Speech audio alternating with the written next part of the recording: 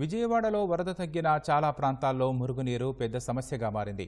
ప్రధానంగా కండ్రిక, అజిత్ సింగ్ నగర్, వాయికాపురం, ప్రకాష్ నగర్ ప్రాంతాల్లోని ప్రజలు మురుగునీరు నిలిచిపోవడంతో ఇబ్బందులు పడుతున్నారు. మురుగునీటిని వీధుల్లోంచి బయటకు పంపేందుకు పారిశుద్ధ్య సిబ్బంది పనులు చేస్తున్నారు. త్వరితగతిన పనులు చేపట్టి ఈ దుర్గంధం నుంచి విముక్తి కల్పించాలని స్థానికులు కోరుతున్నారు. దారుణంగానే ఉంది సార్, చాలా ఇబ్బందిగా ఉంది సార్. మోకాళ్ళు నీళ్ళు ఉన్నాయండి, అవన్నీ తీస్తున్నారండి. త్వరగా అవి తీసేస్తే కానీ ఇంట్లోంచి బయటికి రావడానికి వీలు అవ్వదు అనమాట. అలాంటి పరిస్థితి మెయిన్ రోడ్ల మీద అయితే తగ్గిపోయినాయి నీళ్లు. మా వీధుల్లో మటుకు మోకాళ్ళు నీళ్ళు ఉన్నాయి సార్. చేయటం ప్రభుత్వం బాగానే చేస్తున్నారండి.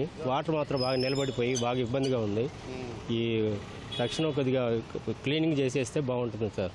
వాసన అన్నం తినాలన్నా ఇవి కూడా బాగా ఇబ్బందిగా ఉంది సార్. మిగతా వాటర్ అంతా ఎదరిపోయింది, కానీ ఈ సైడ్ మాత్రం మొత్తం వాటర్ అంతా ఫుల్గా ఉంది.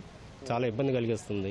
బాగా ఇబ్బంది పడుతున్నాం. రైట్ దోమలు కానీ ఇవి కానీ బాగా రిస్క్గా ఉంది సార్. ఇదంతా చెత్త అదంతా లాగారు కదా, లాగుతున్నారు, తీస్తున్నారు. వాళ్ళ పని వాళ్ళు చేస్తున్నారు. అసలు ఏమి నడవడానికి కూడా లేదు సార్. అసలు ఏమి మాకు రావడానికి కూడా ఎవరైనా భయపడుతున్నారు. ముందు క్లీన్ చేస్తున్నారు. వాటర్ తగ్గుతున్నాయి కానీ ఎక్కడెక్కడ పంపులు పెట్టి తోడుతున్నారు, కానీ ఇంకా అండర్ గ్రౌండ్ డ్రైనేజ్ పొంగి ఇంకా వాటర్ బయటకు వస్తున్నాయి తప్ప వెళ్ళేది కనిపించట్లా. ఈ డ్రైనేజ్ వచ్చేసి చూస్తున్నారు మీరే, మొత్తం ఇళ్లలోకి వచ్చేస్తున్నాయి ఈ డ్రైనేజ్ వాటర్ కూడా.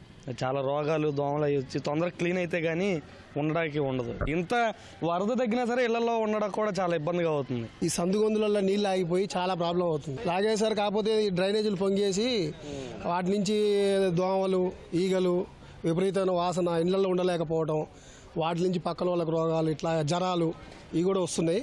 కొద్దిగా వైద్య ఆరోగ్య శాఖ వాళ్ళని సంప్రదించి సీఎం గారు దీని మీద చర్యలు తీసుకోవాలి.